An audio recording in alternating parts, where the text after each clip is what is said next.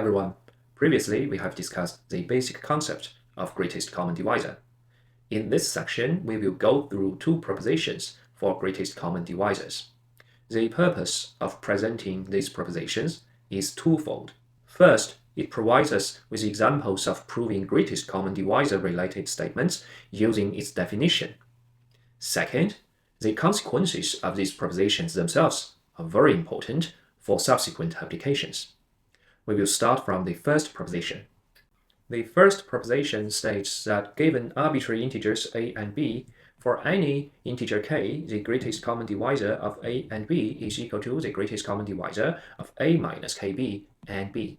Notice that when a and b are both 0, the left-hand side and the right-hand side of the desired equality are both 0, so they equal to each other, and the statement is true trivially. Hence, we only need to deal with cases where a and b are not both 0. Now, how do we interpret this equality? The left-hand side, after all, is a natural number. We're claiming this natural number is equal to the greatest common divisor of a minus kb and b. Hence, two things to show. First, this natural number is a common divisor of a minus kb and b. Second, it is the greatest common divisor of a minus kb and b. To show it is a common divisor, notice that the greatest common divisor of a and b divides b. Thus, it divides multiple of b. In other words, it divides kb. Moreover, GCD-AB also divides a by definition. Now, these two together implies that GCD-AB divides their difference, which means GCD-AB divides a minus kb.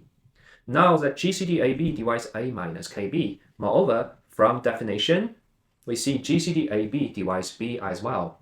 So together, it implies GCD-AB is a common divisor of a minus kb and b. We have finished the first half.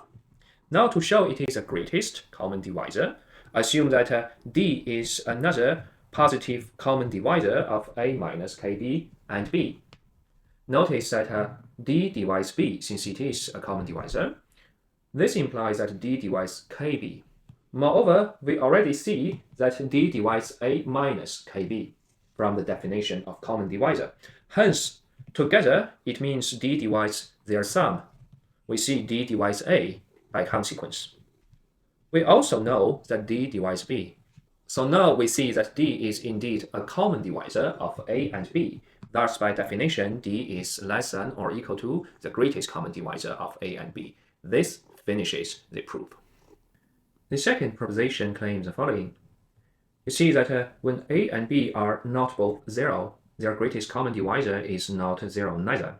Now, if we use the greatest common divisor of ab to divide a and to divide b respectively, we end up with another two integers.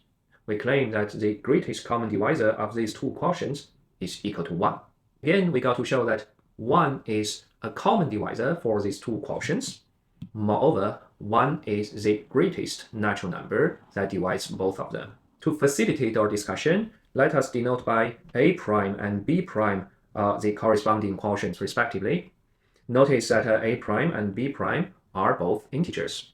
As a result, 1 is a common divisor of a prime and b prime trivially. To see the second part, assume that a positive natural number d is a common divisor of a prime and b prime. From there, by definition of divisibility, we see that d divides a prime, d divides b prime. Hence, there exists integers m and n such that a prime is equal to md, b prime is equal to nd, respectively. Now, using the definition of a prime and b prime, this shows that a over GCD-AB is equal to md, b over GCD-AB is equal to nd. Now, multiplying GCD-AB on both ends, we see that a is equal to GCD-AB times d times m, b is equal to GCD-AB times d times n. In other words, GCD-AB and d as an entire entity is a common divisor of a and b. Hence, it must be less than or equal to the greatest common divisor of a and b. This shows that d must be equal to 1, and thus the greatest common divisor of a prime and b prime is equal to 1. Great! Now you have seen some propositions of greatest common divisors, as well as their proof based on the definition. Yet notice that we have never discussed so far how to compute the greatest common divisor for a given pair of integers in an efficient manner.